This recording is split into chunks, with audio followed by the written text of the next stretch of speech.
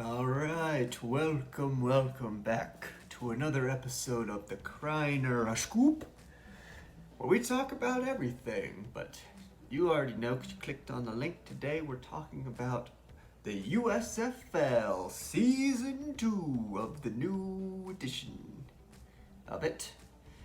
So yeah, it's been a while since we talked about USFL on this channel, so let's recap. Last time we convened as a crew, me and you, was right before the championship game last year between the Birmingham Stallions and the Philadelphia Stars. Since then, Birmingham won that game. Congrats to the Birmingham Stallions, the 2022 USFL champions. Even though I did not want them to win, gotta give them credit. They had a great season, looked dominant all season long, brought home the trophy. So, yay! Giddy up, if you will. But yeah, since then, a lot has obviously changed because now we are in season 2 of the USFL. Not only are we in season 2 of the USFL 2.0, we're also already going into week 7. Yes, sorry, I was a little delayed covering the league this year. I got caught up in some XFL action, and then I just needed a little bit of a breather. But you know I love my USFL, and you know I was coming back, so here we are. So what's changed? What's the news of the league? We're going to be breaking that down as we go through the Week 7 games coming up this weekend. So this is kind of a mix-up of a preview video for the Week 7 matchups, so don't worry, we're going to get into that, as well as a recap of the last almost year of USFL. So let's get into it. Alrighty, without further ado, let's get into the matchups. So first up, we have the game of the week, in my opinion. We have the Birmingham Stallions at the New Orleans Breakers. Both teams are 4-2, but the Birmingham Stallions are hot. The Breakers are not so much, losing 2 of their last games. The story of the Stallions so far this season is they look pretty much just as a little less dominant than last year. But the big change has been Jamar Smith went out with an injury week 1, and Alex Magoo is in at quarterback. So yeah, if you watched last year, you saw both Jamar Smith and Alex Magoo play for the Stallions. Alex Magoo was actually the original starter before getting injured in the rain in week 1. I remember watching that game and he slipped, his finger slipped, and then he just never went back in the game. And then the rest is history. Jamar Smith led a come-from-behind victory and led Birmingham to the championship with Alex Magoo still playing here and there. But yeah, now it's kind of like an alternate universe this year for the Stallions where we get to see what it's like with the Magoo experience. And so far, so Magooed, if you ask me. Alex Magoo's been probably the best quarterback in the league so far. He's really coming off a really good victory last week. He completed 20 of 24 passes with 2 touchdowns, something like that. Yeah, the Stallions, in my opinion, they're looking like the favorite to win the league after 6 weeks. And I would not have said that a week or 2 ago, but they're rounding into form at a good time. On the other end are my New Orleans Breakers, and I was very excited to see them have a hot start out of the gate. Although you might remember, they had a hot start last year with Kyle Sloter before they made it to the playoffs, but they kind of limped in and didn't get very far. Didn't get past the Stallions. But things are different for New Orleans as well. Sloter is gone. The visor. I don't really know what he's up. Well, I do know what he's up to. He went to the XFL, bombed for the Arlington Renegades, who went on to Luis Perez and won a championship. But Kyle Sloter got a 3-game audition, and as soon as he was done, they just cut him completely. So he came back, crawling back to the USFL, and he's now the backup for the Birmingham Stallions. So I do kind of want to. Magoo's playing well, but I kind of wish Sloter were playing too. But where does that leave the New Orleans Breakers? Well, they got a new quarterback. His name's McLeod Bethel Thompson. If that name sounds familiar, well, he's been around for a while. He's about 34 years old. He played most recently for the CFL, won a championship there. From what I've heard, he was a little erratic in the CFL, but he did win a championship, veteran presence. Before that, he was definitely in the NFL at one point. I remember playing Madden and seeing his name. He might have even started a game in real life, but I don't remember. Let me know. If he did, I'm guessing it was either for like the Lions or the Rams. Maybe the Packers. I don't know.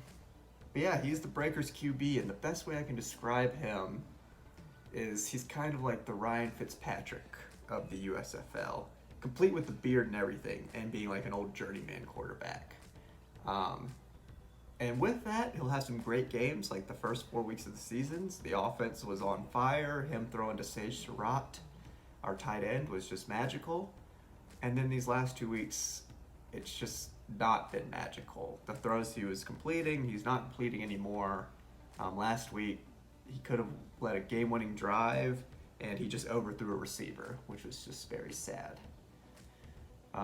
So based on how things are going with that, I should also mention the Breakers have a new running back. Wes Hills is on fire. He's good, but not as good these last 2 weeks. Birmingham Stallions, I think they're going to win this game. I think Breakers need to be humbled a little more, but I think it'll be good for us. Or not, because we might just go on a losing streak. But that's my prediction. Stallions win.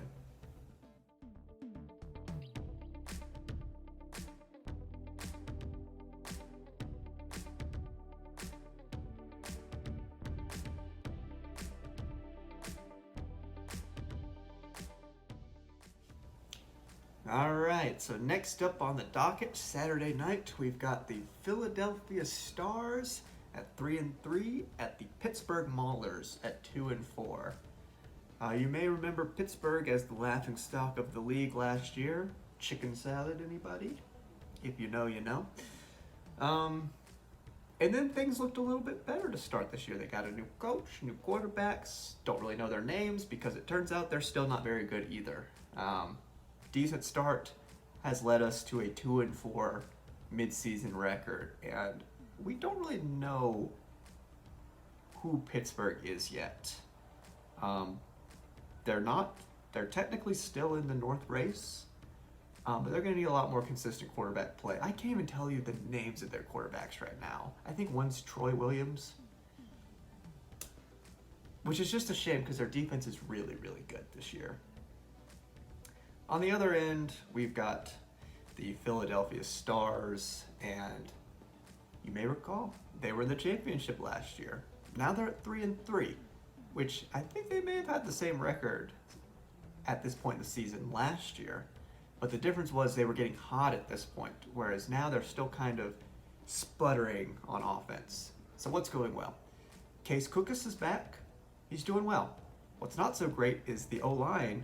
Either they're injured, they're gone. Something's different this year because Case Cookus is getting hit a lot, and their running back, Matt Colburn, who was averaging like 5 to 10 yards a carry last year, is not doing that. And I think it's because the O-line's not playing as well. Their defense is about the same as last year. Not the best, but they are opportunistic.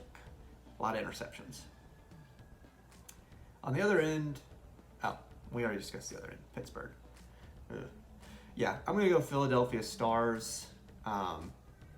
They need this win. Well, so does Pittsburgh, but I think Philadelphia is just the better team.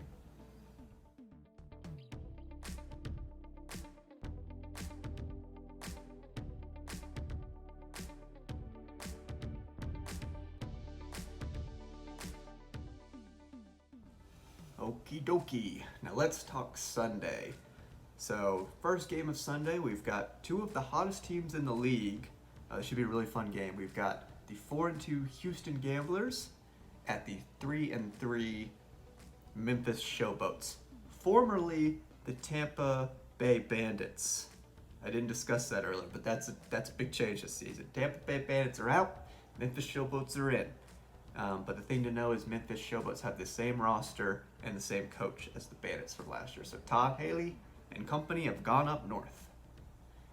And they seem to be having the same struggles that they did the first year with Todd Haley. The offense game plan is somewhat suspect. They started out with Brady White at QB. He was uninspiring. And then they switched to Cole Kelly, who was just giant, 6'7", I think former FCS quarterback. He put up monster numbers in college, but he's getting the shot now, and he's fun to watch because he's just ginormous. So it's like every time you see him on screen, you're like, wow, that's a big guy. But he's also playing pretty well, better than Brady White. And since he's taken over, the Showboats have been competitive, and they need to be because the South Division, which they're in, is very competitive. Everyone's at 4-2 except for the Showboats, who are 3-3. So they need this victory over Houston, who's also in the South Division. But will they get it? Well, let's discuss Houston's side. Houston started off, I believe, 0-2 before going on a 4-game win streak after week 6 of this season. And they're doing that.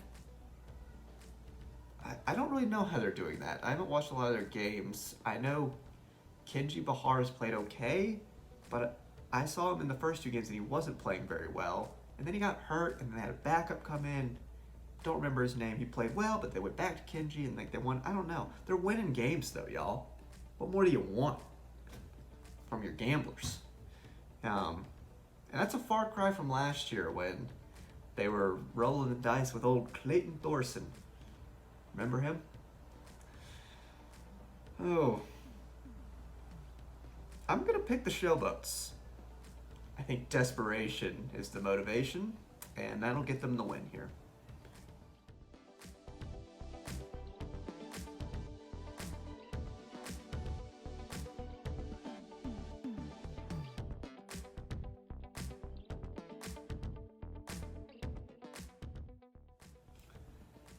And finally, we have the 2-4 Michigan Panthers versus the 2-4 New Jersey Generals.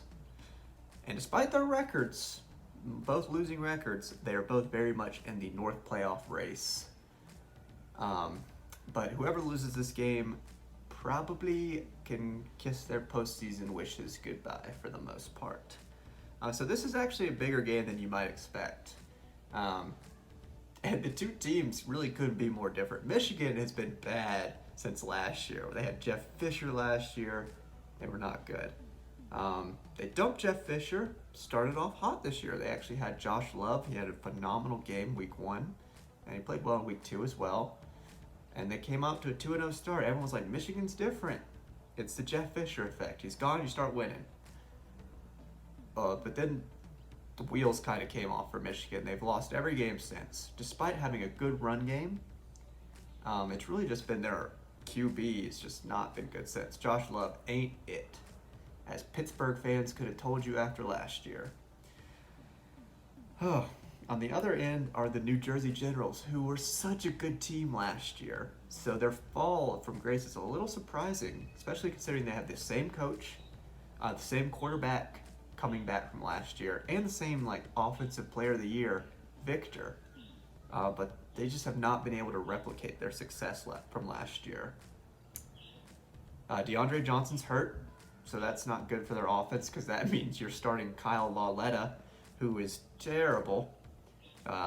If he has to keep starting games, I don't. If he's playing today, I haven't even checked. I think he is, but I just remembered that if you're playing Kyle Lauletta, you're gonna lose. So I don't even know why we're talking. Panthers win this game.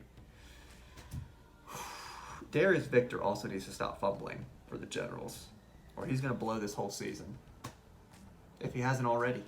So yeah, Panthers win, which I wasn't expecting to make that pick, but book it. That's what's gonna happen. Alrighty, and that will do it for the Kreiner Scoop Week 7 USFL picks of 2023 season.